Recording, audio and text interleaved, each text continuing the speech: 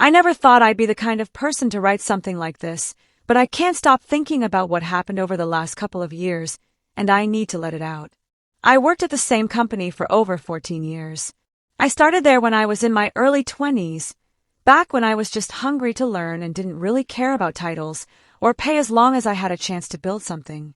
The company was small when I joined, maybe 30 people total, and we were all scrappy and ambitious. We didn't even have proper departments, just a bunch of us wearing 5 hats at once. I gave everything to that place, late nights, weekends, missing family events, all because I believed in the mission and the people. I thought that kind of loyalty still meant something. Over the years, I climbed my way up. I built a team from scratch, mentored younger employees, saved major accounts when things went sideways, and helped streamline a process that ended up saving the company hundreds of thousands of dollars a year. People joke that I knew the place better than anyone because in a lot of ways I did. My fingerprints were on everything. But when the board brought in a new CEO, all of that apparently didn't mean a thing. His name was Jared. He came in with the typical big talk you hear from executives who've hopped around a dozen companies, always chasing the next title. He had the kind of resume that looked impressive on paper, but if you looked closely you realized he never stayed anywhere longer than a couple of years. That alone should have been a red flag, but the board was desperate for fresh vision, and Jared could sell a story better than anyone. From day one, he rubbed me the wrong way. He strutted through the office like he owned the place, even though he didn't know the first thing about how we actually ran day to day.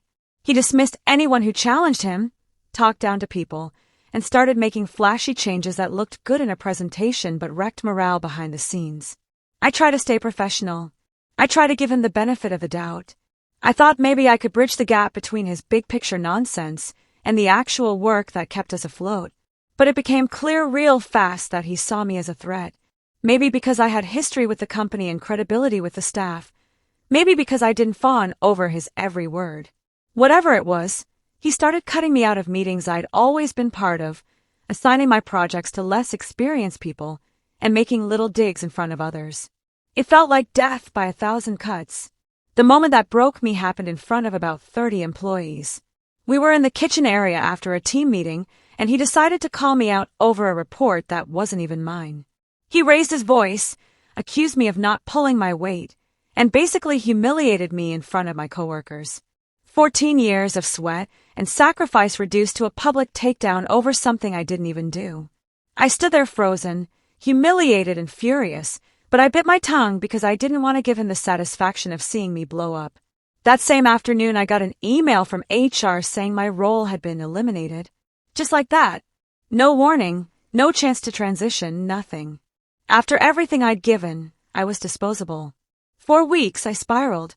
I felt like I'd lost not just a job, but a huge part of my identity. My wife kept telling me to hold my head high, that I'd land somewhere better, but it felt hollow. I kept thinking about the years of missed dinners, the birthdays I worked through, the sheer loyalty I gave to a place that tossed me aside like garbage. And all I could see was Jared's smug face. Then something shifted. I realized I could either stew in bitterness, or I could turn all that anger into something useful. I knew the industry inside and out. I knew clients, vendors, systems, and most importantly, I knew what actually worked versus what looked good on a PowerPoint. I started freelancing just to stay afloat, and one of my old clients reached out. They weren't happy with how things were going under Jared's leadership and asked if I'd consult. That snowballed into other projects, then into a proper business. I never planned on starting my own company, but the more I worked independently, the more I realized I was finally free to do things the right way. Meanwhile, I kept hearing rumors about my old company. Jared had been slashing budgets, driving away good employees, and prioritizing image over substance.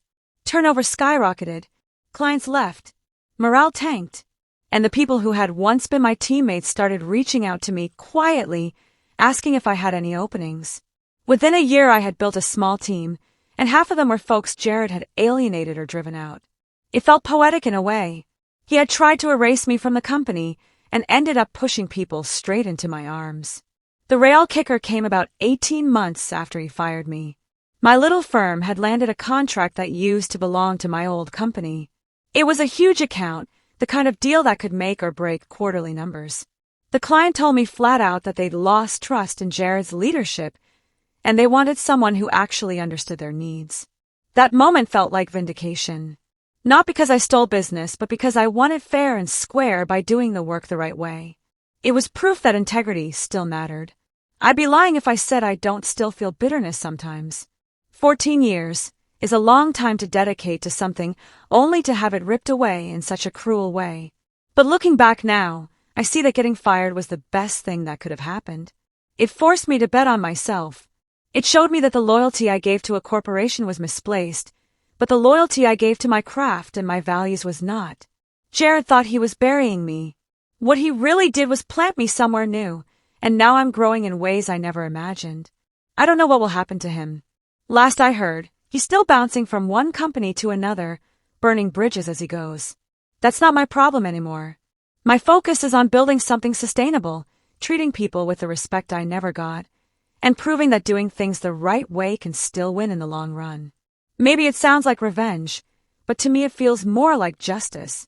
I didn't have to destroy him to get even. I just had to outlast him, outwork him, and let his own arrogance take care of the rest. So yeah, that's my story. How the CEO who fired me ended up being the reason I finally became my own boss. It still blows my mind when I think about it. And if anyone reading this is going through something similar, I just want to say that sometimes the door slamming in your face is really just forcing you onto a better path. I didn't believe it when people told me that in the beginning, but I believe it now.